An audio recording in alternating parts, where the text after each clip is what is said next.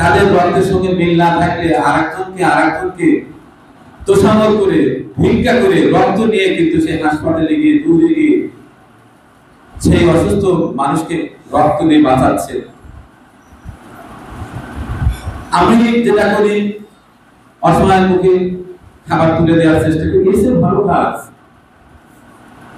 একবেলা না খেলে চলে, কিন্তু শরীরে এমন একটা অবশ্য গুরুত্ব, তারা শোনা মাত্রই তাদের পরিবার পরিজন ভালোবাসার মানুষ বা নিজের আড্ডা রেখে ছুটে চলে যায় সেই হাসপাতালে, রক্তের ব্যবস্থা করে দেয়। সেলুট জানাই সেই সকল আমার ছোট ভাই বোনদের।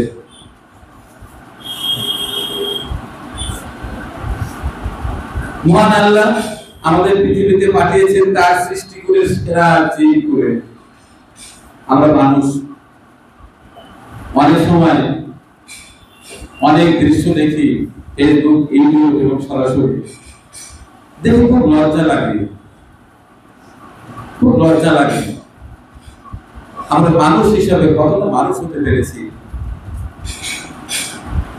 ছোট ছোট কিছু ভিডিও সামনে আসে। একদিন একটা ছোট ভিডিও দেখলাম, পশু পাখির মধ্যে কত মায়া। অবলা পশু পাখি তারাও কিন্তু খাবার নিয়ে নিয়ে ওগুলো আরেকটা অসুস্থ পশু পাখি খাওয়াচ্ছে। এই ধরনের অনেক ভিডিও আমি দেখেছি, আপনারা অথচ আমরা কি করি? কে একটু ভালো চলে, কে এগিয়ে যাচ্ছে, আমরা তার পথে কাটা দেওয়ার চেষ্টা করি। আমাদের নবীজি শিখিয়ে গেছেন, রাস্তায় কেউ কাটা দিলে সেই কাটাকে সরিয়ে ফেলানো। অথচ আমরা কি করি? আমরা কাটা দিয়ে রাখি, লজ্জা। হাঁটি হাঁটি পা পা করে আমার বয়স কিন্তু 59, আর 1 বছর পরে একবারে 60 বছরের বৃদ্ধ। দেখেছি, অনেক কিছু দেখেছি। আমি ক্ষুধা দেখেছি, ক্ষুধা সহ্য করেছি।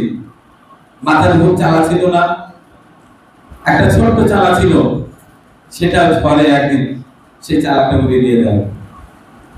মা আমাদের কি করতেন? চোখের নিচে ঢুকিয়ে দিতেন, আর ভুলে দিয়ে। সে থেকে আমার একটা ইচ্ছে ছিল, মহান আল্লাহ তার ভান্ডার তো অভাব নেই, অনেকেই অনেক অর্থ দেয়, অথচ অসহায় অসুস্থ মানুষ পাশে অর্থের অভাবে চিকিৎসা করতে পারছে না, ধুকে ধুকে মারা যাচ্ছে, তারা দেখে না। অনেক বাড়িতে পোলা কোরমা দামি দামি খাবার দিয়ে অনুষ্ঠান করা হয়, ওই ফকির মিসকিন যায়, তাদেরকে দূর দূর করে তাড়িয়ে দেয়। আমি দেখেছি। যে কারণে কিন্তু আমার প্রতি সপ্তাহে আমি নিয়মিত রেখেছি সেই সকল অসহায় মানুষ যারা নিজের অর্থ দিয়ে ভালো একটা খাবার কিনে খেতে পারে না, ভালো ফল খেতে পারে না,